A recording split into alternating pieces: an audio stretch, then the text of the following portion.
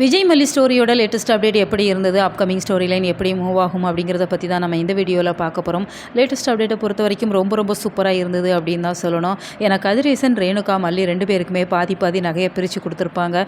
இந்த நகை நம்ம வீட்டில் இருந்தால் நிச்சயம் நம்ம மேலே கோவப்படுவா, அது சரி இருக்காது அப்படிங்கிற மாதிரி மல்லி நினைக்கிறாங்க. அதனால் 2 பேரோட நகையுமே எடுத்து ஒரு பாக்ஸில் போடுறாங்க. போட்டு கதிரேசன் கிட்ட கொடுத்துட்றாங்க. இதை உங்கள் வீட்டில் கொண்டு வைங்கப்பா அப்படிங்கிற மாதிரி சொல்கிறாங்க. ஏமா இப்படியெல்லாம் பண்ணிகிட்டு இருக்கிற, நான் உங்களுக்காக ஆசையாக கொடுத்தது அப்படிங்கிற மாதிரி கதிரேசன் எவ்வளவோ சொல்லி பார்க்குறாங்க. ஆனால் மல்லியை பொறுத்த வரைக்கும் உங்களோட அன்பு அப்படிங்கிறது மட்டும் போதும், இந்த நகை இங்கே இருக்கிறது சேஃப்டியும் இல்லை அப்படிங்கிற மாதிரி சொல்கிறாங்க. ஒன்று உங்கள் வீட்டில் கொண்டு வைங்க, இல்லைனா பேங்க் லாக்கரில் வைங்க அப்படின்னு சொல்லி ஸ்ட்ரிக்டாக மல்லி சொல்லிடுறாங்க. அப்படிங்கிறதால விஜயுமே அதை தான் சொல்லிட்டு இருக்கிறாங்க. ஆமாம் அங்கிள், நீங்கள் எடுத்துகிட்டு போயிருங்க அப்படிங்கிற மாதிரி சொல்கிறாங்க.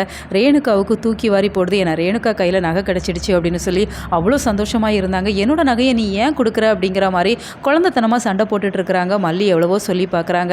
அக்கா, இது உங்கள் அப்பா கிட்டே இருக்கட்டும்க்கா, நம்ம தேவைப்படுறப்ப வாங்கிக்கலாம், ஏதாச்சும் ஃபங்க்ஷன்னா மட்டும் நம்ம போட்டுட்டு திரும்ப கொடுத்துடலாம், இங்கே திருடங்கள்லாம் வருவாங்க அப்படின்னு சொல்லி எவ்வளவோ சொல்லி பார்க்குறாங்க.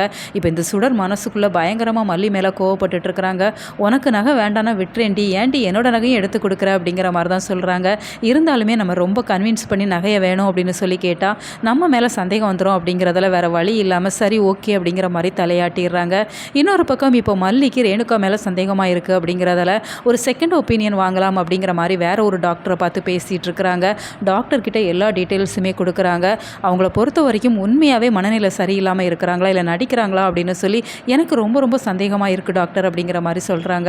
அவங்களுமே ஒரு மெடிசன்ஸ் கொடுக்குறாங்க. இதை நீங்கள் அவங்களுக்கு கொடுங்க, அவங்க உண்மையாகவே நடிக்கிறாங்க அப்படின்னு சொன்னால் நிச்சயமாக அவங்களால நடிக்க முடியாது, ஸோ மாட்டிப்பாங்க, அடிக்கடி இந்த டேப்லெட்டை கொடுக்காதீங்க அப்படிங்கிற மாதிரி மல்லிக்கிட்ட கொடுக்குறாங்க. மல்லியுமே வீட்டுக்கு வந்து அவங்களுக்கு செக் பண்ணலாம் அப்படிங்கிற மாதிரி இருக்கிறாங்க.